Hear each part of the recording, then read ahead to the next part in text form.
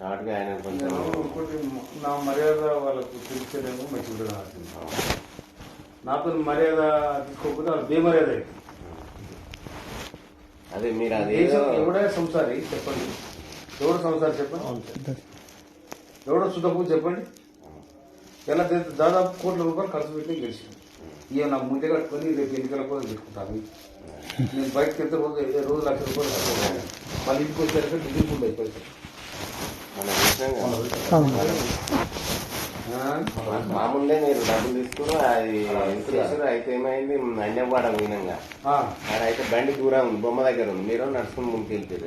డబ్బులు లేవు టైంకి పెట్టుకోను. అప్పుడు నేనే ఇచ్చినాక మనోడు 50 పోయినాక ఇంత ముందుకే 50,000 కట్టుండే, అప్పుడే తక్కువ చేసినాం. లెక్క పెట్టి 5-10,000 మిగిలిన అడిగినట్టు నేను పచ్చాడే.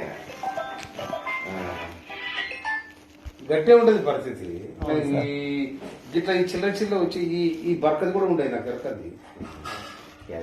ఏదైనా పుల్లి కొట్టాలి, పుల్లి కొడితే అది మనకు రేపు వస్తుంది. కానీ ఇవన్నీ మన చిల్లర కలిసి మెయింటెనెన్సే.